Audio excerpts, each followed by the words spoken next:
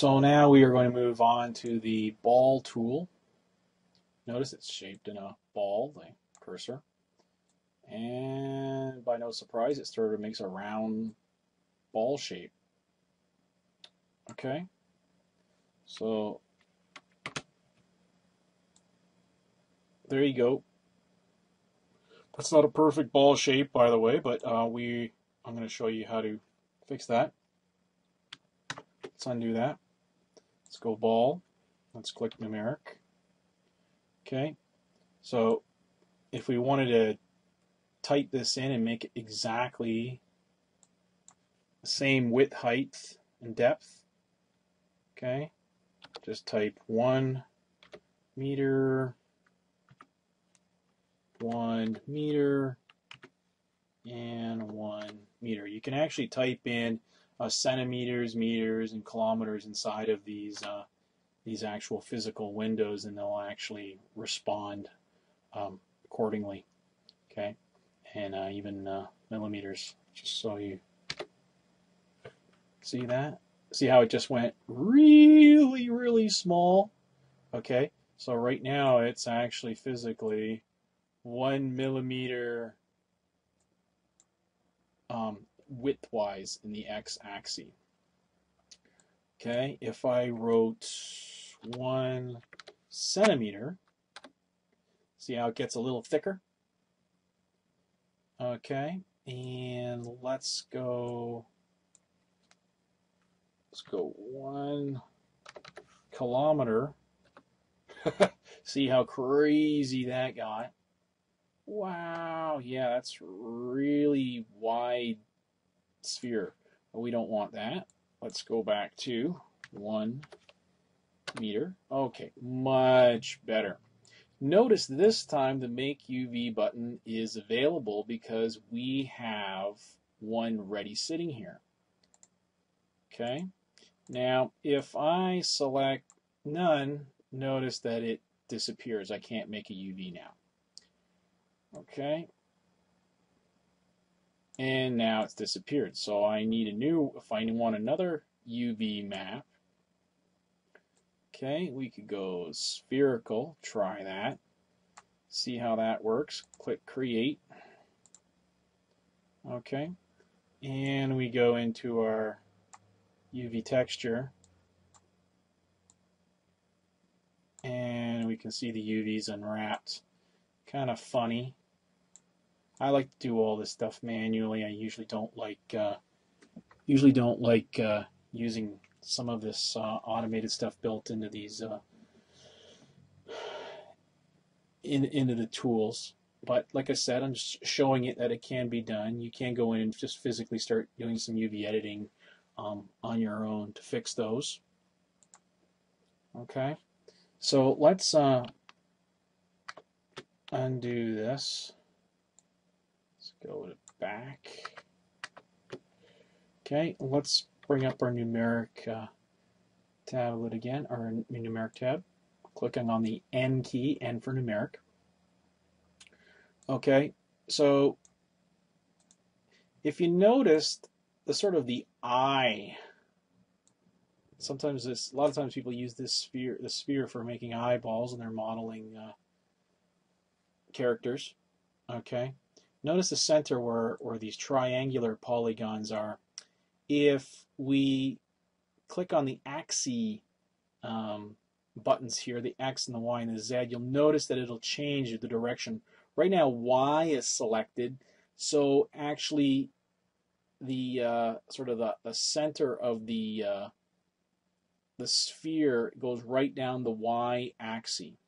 Okay, if we click X, the eye seems to be generated on the sides where the triangular polygons are. So basically, think of it like the poles. You know, Y will, since it's going this way now, the axis is running this way, kind of like North Pole, South Pole. We click the X, the poles switch. Now they're going right to left or along the X. We go Z, they're going down the Z axis. So straightforward enough. Okay.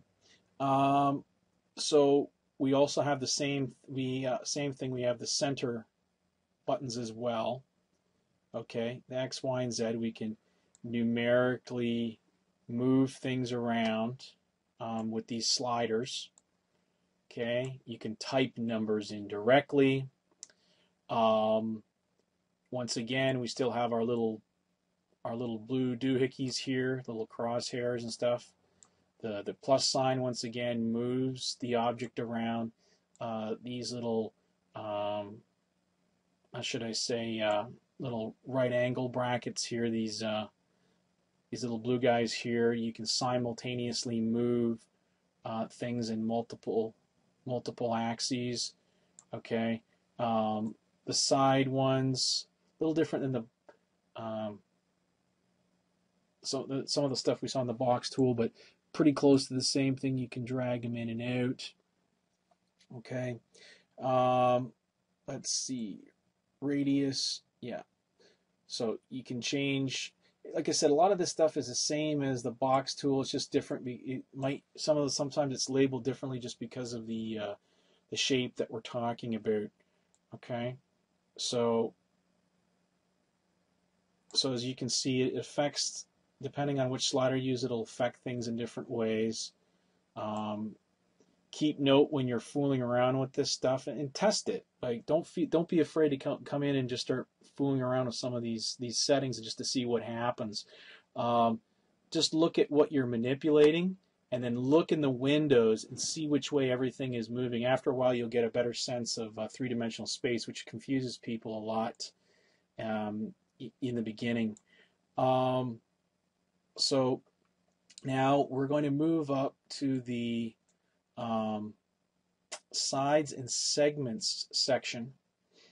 Okay, now if I drag on this, notice that I can increase the amount of polygons, or the actual physical sides of the actual sphere. If I drag them down really low, this makes some interesting shapes. So see how it actually physically turns that into some sort of weird sphere square. But if you bump it up, you can round it. See, pentagram, hexagonal,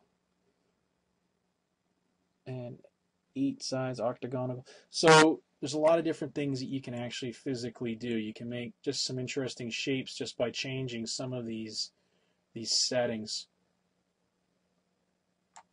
So looks a lot different than the actual conventional sphere. So you can see the more segments you add, it starts turning into more of a sphere. Okay, so let's just bump that up, make it closer to a regular sphere.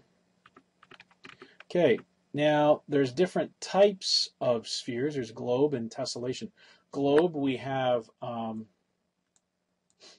quads mixed with triangles, and the triangles are on the poles, as we had discussed.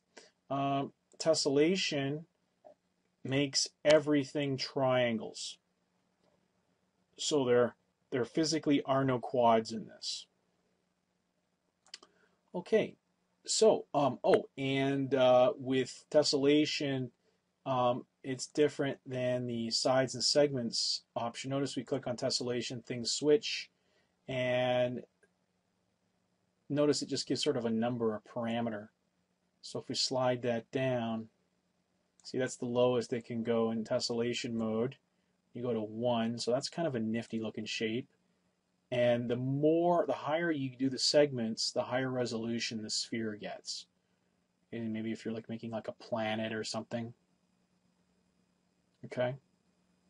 So lots of different things that you can do just even with a basic shape tool. Okay, so we're going to move on to our next tool.